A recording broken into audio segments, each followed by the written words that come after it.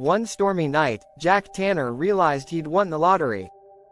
The numbers on his screen flashed back at him, and for a moment, his world turned into a surreal swirl of euphoria. He leapt off his old couch, knocked over his coffee mug, and screamed so loudly his neighbor's dog started barking. After years of working a dead-end job, his fortune had finally changed. He would be rich, no more tiny apartment, no more scraping by. Just freedom. But as he reached into his pocket for the ticket, his heart dropped. It was gone. In a frantic haze, he tore his apartment apart. He sifted through old junk mail, rummaged through the trash, and even checked his refrigerator, but the ticket was nowhere to be found. He searched for hours until he sank back into his torn-up couch, despair setting in. He was certain of one thing: the ticket hadn't been lost in this world. That night, Jack made a desperate, reckless wish, promising anything if he could find the ticket. A voice like fire and gravel crackled in the air. "I'll take you there, if you're brave enough to enter." And just like that, a chasm opened before him, and Jack fell, plunging through darkness and flames until he landed in a twisted, smoky landscape that reeked of sulfur. Before him loomed a grand gate labeled, "Lost Things." A grotesque creature with bulging eyes and drooping skin stepped forward, smirking. "Welcome to hell, Jack Tanner. Looking for something?" Jack nodded, feeling queasy but resolute. The creature grinned wider. "Everything that's been forgotten or misplaced ends up here," he said, ushering Jack forward.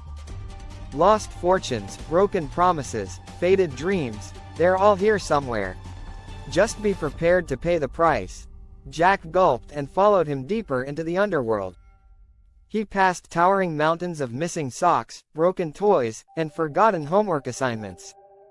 Each pile seemed alive, groaning and whispering, as if every lost item carried a fragment of its owner's soul. In a shadowed valley, Jack spotted a glowing ticket lying in a pile of tattered clothes and tarnished jewelry. Heart racing, he reached out to grab it. Just as his fingers brushed the edge of the paper, the ground cracked open, and a deep, rumbling voice bellowed from below.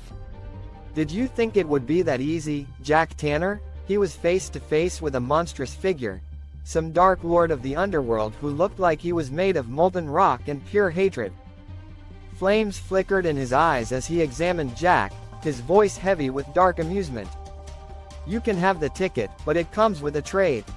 You must leave something precious behind." Jack's mind raced. All he had were his memories of a miserable life, his tiny, dingy apartment, his past heartbreaks.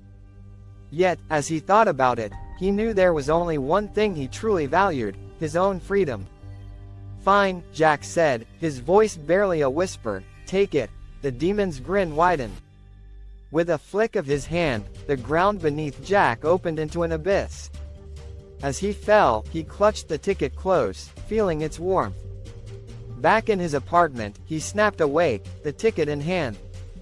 Everything looked the same, yet somehow, emptier.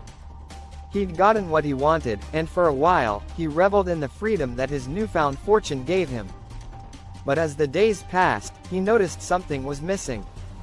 His life, though rich, was hollow, devoid of joy or hope. He could no longer feel anything deeply. He was merely drifting through luxury, chained in a different way. And so, Jack learned the hard way that in gaining the world, he had lost the one thing that made it worth living.